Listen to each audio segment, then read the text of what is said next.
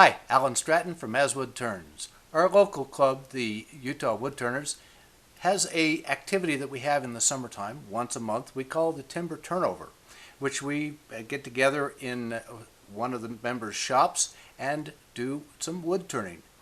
This year we're going to take a page out of the Southern Utah Woodturners Club and do a service project in conjunction with the timber turnover. What they did and what we will do is to do a wig stand. This is for cancer patients who have lost their hair and would appreciate a wig and therefore appreciate something to store the wig on when it's not in use. The project itself is going to be very simple. A top dome part, a bottom stand. I made this into a bit of a tray so that other jewelry could be put here, and a center tenon just fitted together. So I think we can have some fun with this, and I think others could have the fun with this. I'm sure there's plenty of hospitals around that would take these and pass them on to other cancer patients. So let's turn a wig stand. This wood is Titan cedar, harvested from a tree in my yard in Oregon. It's definitely dry now. I've mounted the cedar to a wood faceplate with hot melt glue. The corners have been cut off. My bowl gouge will serve me fine now. My wood is about 5 inches diameter and at least 2 inches thick. Next, the key item is to cut an expansion mortise for mounting to a chuck. I've measured the minimum jaw diameter, and I want to be close to the minimum. I've marked the measure with dividers and darkened the line so I can see it better. I'm starting with a parting tool. I'm also using a skew as a scraper and a spindle gouge. I want to do as much as I can with the live center in place, then be gentle when it is not there. Before I switch around, I need to drill a 3/4 inch mortise to receive a tenon from the spindle. Next one I may try to recess the top a little more. Now that I can reverse mount the wood, I can safely turn the top to a dome. For me, this is standard bowl gouge work to round off the top.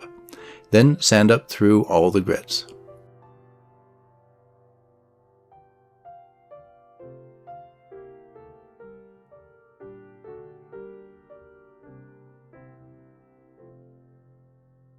To dress up the project a little, I'm adding a pair of burn lines near the bottom edge.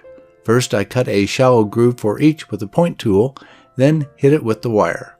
Finally, I touch it with a little 400 grit sandpaper. Next is the base section. Another piece of cedar will serve well.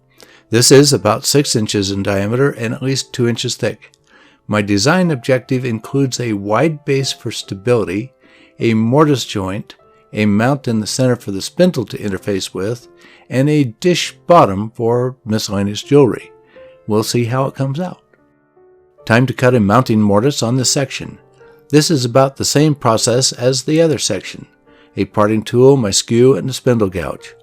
I need for the bottom of the mortise to be nice and flat. I'm rounding over the sharp edge of the mortise to soften the edge.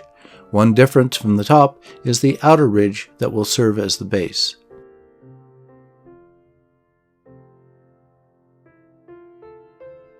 Now that I can reverse mount onto the mortise, the real work begins. The wood is a bit thicker than I need, so I'm wasting off quite a bit. I can be aggressive as long as the live center is in place. In the end, I cut off the remaining nib with a spindle gouge. Before I go too far, I'll drill out the 3/4 inch mortise with a Forstner bit.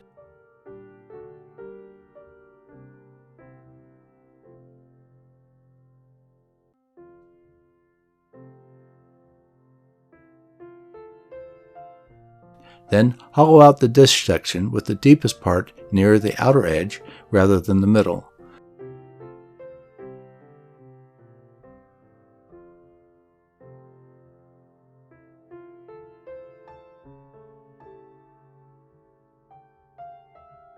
This is so jewelry will settle near the perimeter, not the center.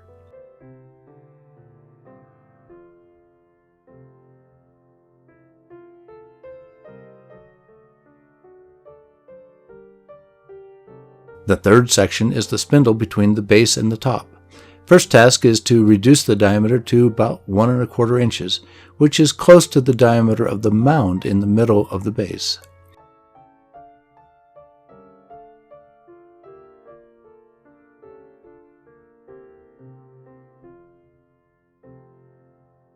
Next, carefully cut the tenon on both ends. I hate it when I cut them too small, so I'm being exceptionally careful to gradually reduce the diameter. I've set my gauge initially to 0.8 inches. When that is met, then reset to 0.75 inch and proceed even more carefully. A couple of tests to be sure, and I'm good to go.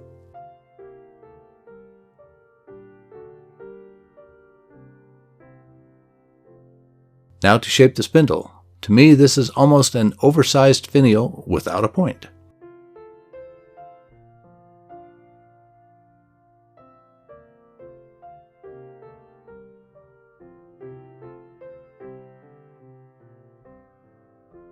I'm aiming for what I feel is a classic spindle shape.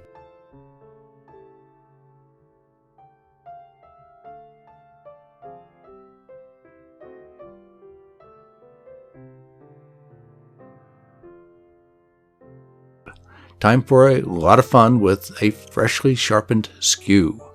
Fortunately, this time I kept good control of the tool and did not provoke a catch.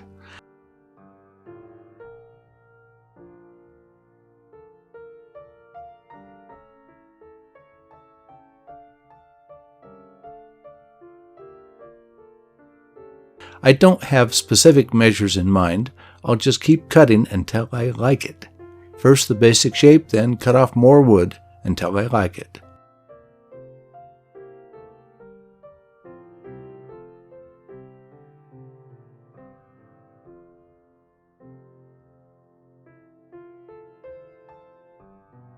To match the burn on the top, I'm burning lines at each change in the spindle.